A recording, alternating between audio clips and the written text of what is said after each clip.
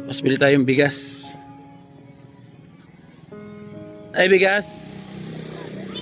Andyan yan? Wala dyan? Andyan, wala. Oh, hindi lang bigas, meron pang meron pang dalang lechon manok. Siyempre pag mabigas, may ulam. May sayo yan. Maraming salamat dahil napalaboratory ko si Nonoy, tapos na ultrasound, tsaka nabigyan ng gamot. Tsaga lang talaga pagka mag-scout, so kumbaga maghanap ba, tsaga lang at syempre yun talagang karapat dapat na tulungan. Lagi kang tutulog, umuhuma ng mundo. Siya ay si Joey the Great, hindi ka pagpapalit, handang tumulong at walang ini. Mga kalingap, nandito po tayo sa Arawis, sa Lauang, Lord Samar. Ng manok para sa dadala natin ng sa ating volunteers. Tapos mas bili tayong bigas. Ay, bigas. Ito na yung bigas, binubuhat na ni Kuya. Oh, yun na Yan. Ang bigas ng buhay. Okay. Dito na tayo mga kalingap sa bahay po ng ating volunteer dito. Yan. Andyan yan? Wala dyan? Andyan, wala. Andyan? Nakita mo? Aba, talaga naman Sabi mo kay Ate Annabel. Ha? Sabi mo kay Ate Annabel. Sabi ko, Ba't dito ka huminto? Ba't dito ka huminto? ha? Ba't dito ka huminto? Hindi ka siya tubig. Nandyan nga pala. Tara yan. Tingnan natin kung nandyan. Okay. Check natin kung nandito sila, mga kalingap. Baka may aso. Hello po, Kuya. Pwede tumuloy? Dito mama mo? Nandito sa loob? Andyan yan? Andyan nga Galing Hello po. Bilis makaamoy. Tao po.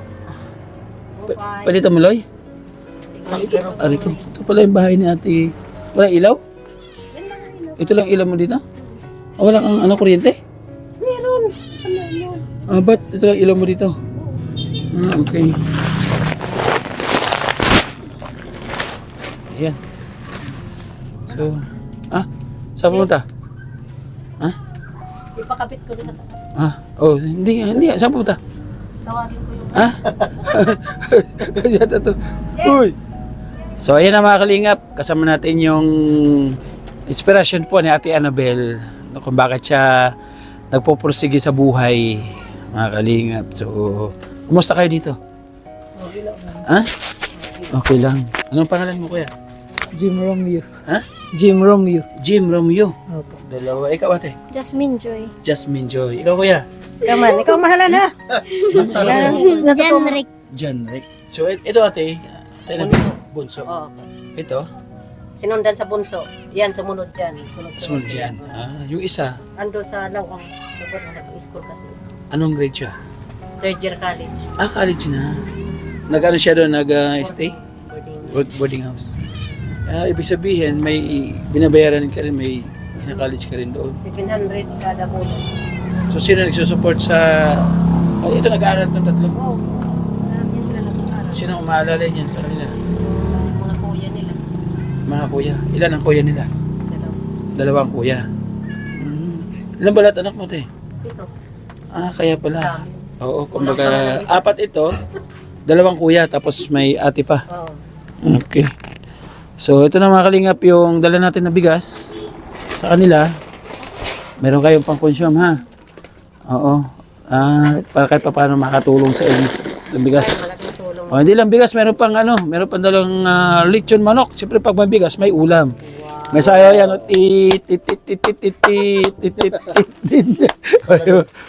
May ulam pa kayo, ha? Kumbaga, hindi lang siya bigas. Itong dala natin sa kanila, mga kalingap, ay doon ito, bunga po ito doon sa mga hindi po nag-skip ng ads at saka nag-share po sa atin ng blessing.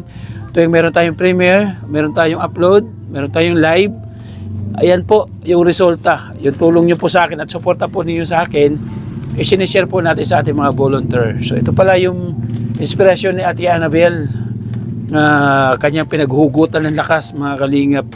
So kay Ate Annabel naman, mga kalingap, nasa landing pad po siya kasi siya po yung ating napagkakatiwalaan doon, maglinis-linis, no? Mag-asikaso kung anong dapat ayusin doon.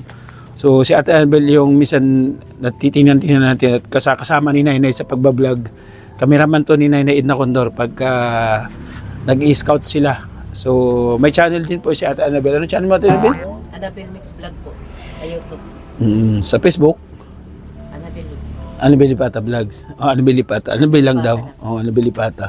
Sino magaling kumanta sa tatlo? Mayroon magaling kumanta sa tatlo. Parehas. Parehas? Ang magaling kumanta? Silang tatlo. Silang tatlo. Sino yung gusto mong unahin sa tatlong kumanta? Ika dyan. Ito si Kuya, anong grade? Anong grade ka, Kuya?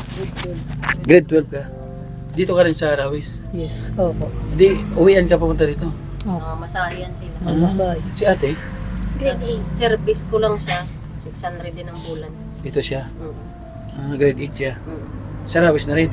So ito, dito lang to sa barangay. Oh, dito lang kay grade 6. Pag high school, doon na naman siya sa Karawis. So halimbawa, pag wala dito ang mama nyo, nasa Katarman, paano ang ginagawa nyo dito sa bahay? Dito ako yan, dito. Paano ang ginagawa nyo? Paano kayo nagtutulungan na maidaos yung maghapon? Di ba kailangan, pag estudyante, masanay kayo na pag-ano ng ulam, paghanda ng ulam, yung pagpapasok kayo, yung bisa, naka-ready na, di ba, naka-plancha yung damit. So ganun yung ginagawa ng nanay, di ba? So paano kung halimbawa wala siya, o wala talaga siya minsan sa Katarman, paano nyo na idadaos yun? Yan, yung mga kami tagkuhan sa isa nga trabaho naka-assign Matigil sa kayo trabaho naka-assign. Ikaw saan ka naka-assign, kuya? sa pag-alog, tapos danay pagluto mga kuhan. Sa panahon, pag adlaw-adlaw ko pagkaon. Ano raw, paki-explain sa Tagalog? Yung siya yung nakatupa doon sa pag-iigib, tapos yung sa pagluluto, tulong silang dalawa. Tulong sila ng dalawa. Oo. Kasi ano naman niya sila magluto isang ulam. Okay. So, tulad ng anong ulam kaya lutuin? Ano yung may ulam dyan. Mga prito-prito, gano'n. Kanyang prito, nag-adobo siya, sigam. Ano naman? Pero itong bunso mo, dumanas ito ng... Oo, nagkaroon Kasi siya ng nabalitaan ko, anong nangyari sa kanya? Mataas kasi yung creatinine niya, kaya yung laboratory ko. Tapos yun, yung minimintin pa rin niya yung... Wala na namang gamot, kaya lang kailangan bumaba talaga yung creatinine niya. Tapos meron pa siyang laboratory sa November 7. Laboratory ulit siya kung bumaba niya. Baka may gusto kang pasalamatan sa kay bunso Sis mo. Marites, Sis Nida Kiambao, kay Ate Viv Jones, at saka sa mga tumulong din sa akin. Maraming salamat dahil napalaboratory ko si Nonoy, tapos na ultrasound, tsaka nabigyan ng gamot na dinamputan. Yun, maraming salamat po sa inyo. Kung hindi ko dahil sa inyo. Hindi ko sa inyo. Sinanay, salamatan. Si Nainay, maraming salamat po. Akala ko, di Kasi siya po pasalamatan. yung naging dahilan nung nag-live kami kaya yun. Oo. Ako, pasalamatan. Ano din ba? Ayan kay Joey the Great, maraming salamat. Dahil kung hindi ako sumama sa kanila, ito, wala akong bigas. Oo. So ito naman bigas na ito mga kalingap, sabi ko nga, base ito sa kasipagan niya, kasi nagrekomenda siya ng 10 sa loob ng isang buwan ng mga beneficiaries. So hindi po madali ang maghanap ng mga matutulungan mga kalingap, kasi naalala ko, nagpunta kami doon sa barangay Bubulusan, so halos mabuhusan kami doon. Ang hirap po na pinagdaanan namin doon kasi yung daanan talagang kasya lang po talaga yung motor. So Ate Annabel, bigyan mo kami ng konting idea kung paano mo na discover yung mga nire-recommenda sa amin. Bali, pinuntahan ko po yun kasi may kilala naman po ako sa Bubulusan. Bali, pumunta po ako doon. Pero nung pumunta ako doon, nag-ano pa ako doon sa Kagawad kasi siyempre siya yung mas nakakaalam doon sa Bubulusan. Nagpasama ako sa kanya yun. Sinamahan naman niya ako kung sino yung dapat tulungan, yung sinong dapat i-recommend ako kay Joey the Great. Yun, sinamahan niya ako. At sa naman, siguro pasado naman sa nila, kaya pinuntahan naman nila. Kumbaga, ganun pala talaga dapat kumbaga mayroon komunikasyon, hindi lang babase ka lang doon sa kakayahan mo. So katulad sa ibang volunteers natin, nagagamit yung pagiging marites. No? Itong kagandahan sa pagiging marites na to kasi ang marites na ito nakakatulong tayo sa ating mga kababayan, di ba? Hindi katulad na ibang marites na pili tayong ibinabagsak. Shoutout doon sa mga marites na nagpapabagsak doon sa mga taong nakakaangat. So sana Huwag natin pabagsakin, bagkus hangaan natin sila. Gawin natin silang inspirasyon para mangyari din sa atin kung anong nangyari sa kanila. Tama ba yun? Okay. So maraming salamat muli mga kalingap. Sa inyo po, sa mga hindi po nag-skip ng ads, galing ito sa ating sahod. So sana kahit paano makasahod pa tayo sa sunod na buwan at pag nag-recommenda pa sila ng 10, another 25 kilos na bigas na naman po mga kalingap. Tapos ang good news, yung kanilang na-recommenda, pag nag-5K views sa loob po ng isang linggo, ng 7 days, meron silang extra 2,000 pesos pa rin. Okay ba yun yan?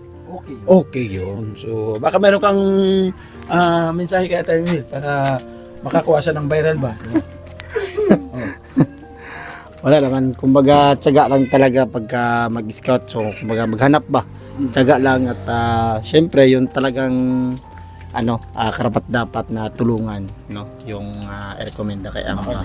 So, marami kayong mapapanood yan, no, sa channel ni Nainay. Sorry, sa channel ko, mapapanood nyo yan. Kagagandaan, pag lumampas pa doon sa 5K, hanggang more than 10K, so 4,000 pesos.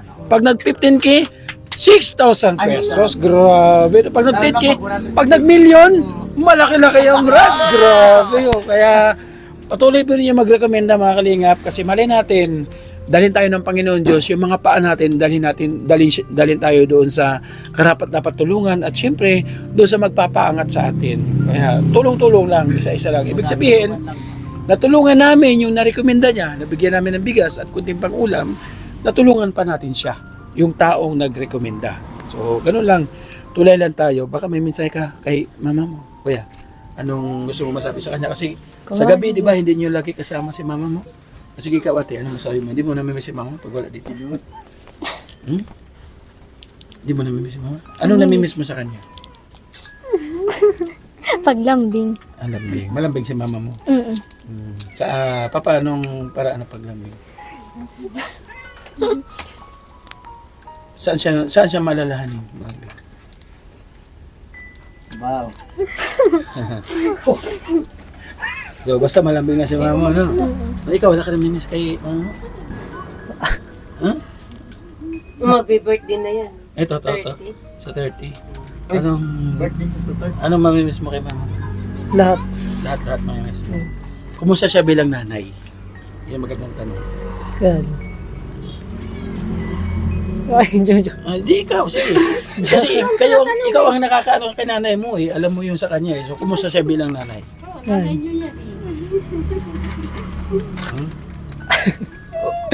Diyan ka parang.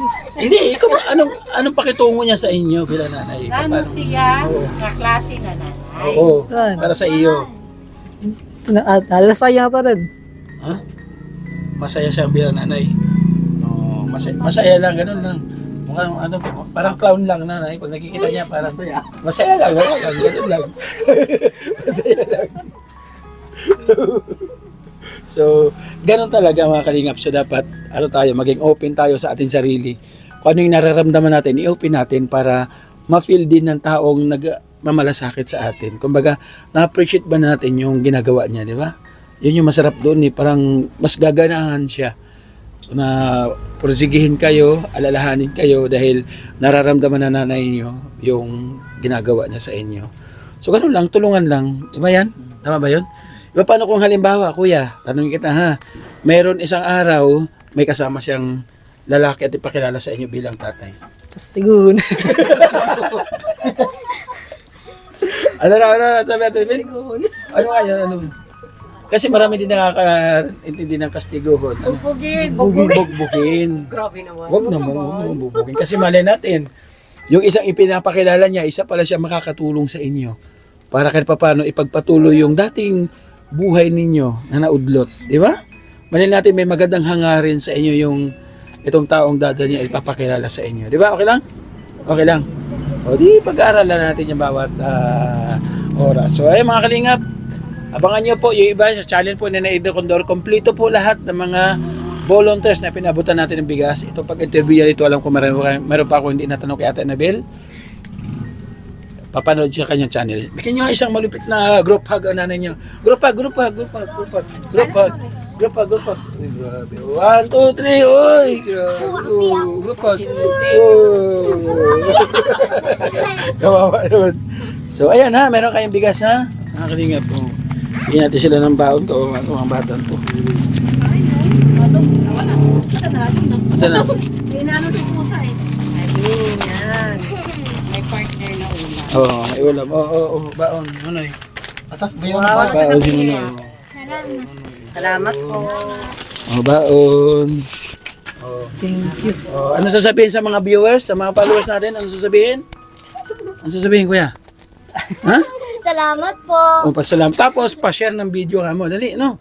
O, at saka siyempre, pa-subscribe na rin ating channel para magtuloy-tuloy yung ganito nating programa. Okay? Is ba? Okay. Sus, pasti. Oh, Ikaw na kumamin na tayo. So, ay mga kalingap, nalaman nyo po yung munting kwento po ng buhay ni Ate Annabel. Mga kalingap, siya po yung kasama ni Nanay Edna Condor sa pagbablog. And then, syempre, naiwan-iwan natin sa landing pad pagka nandun po tayo sa diet, nasa Cavite tayo. So, sila po yung halos tumitingin sa landing pad. So, maraming salamat mga kalingap. Ito naman yung pagbabalik natin ng suporta doon sa kanya mga nire-recommenda sa atin. So, masarap po sa pakiramdam na nabibigyan po natin ng katulad niyan, bigas. So, malaking bagay po yung bigas sa kanila para sa kanyang mga anak na naiiwan po dito sa bahay, mga kalingap. Kasi sobrang mahal na po talaga ng bigas ngayon. Thank you so much. Kay Kuya Bal at Ida Kalingap Rab, patuloy po natin supportahan mga kalingap. Siyempre, ang inyong likod, Ambassador ng Summer, Joe the Great, kasama natin yung isa pang Ambassador, Nanay Edna Condor, yan, Yansky TV, supportan po natin mga kalingap, Silimix TV, supportin po natin, at mga volunteers, nandyan po sa gilid po natin yung screen. Nangangarap din po yan ng makatulong sa ating mga kababayan, at siyempre, nangangarap na umahon po ang kanilang pamumuhay. Maraming salamat. Yung ating kapartners, family sponsors, nandyan din po, nagraran din po sa gilid po ng ating screen. Thank you so much po.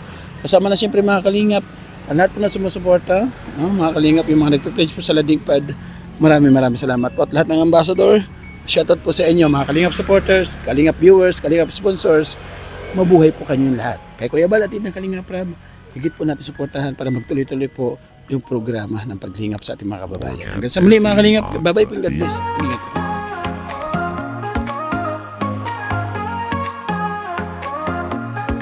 Simulan natin ang bawat hakbang sa saya, sa tawa, sa lakas ng samahan. Mga kwento'y dadalhin, hahaplos sa damdamin. Tara na, sabay tayong aabutin ang bituin. Oh, Joey the Great, laging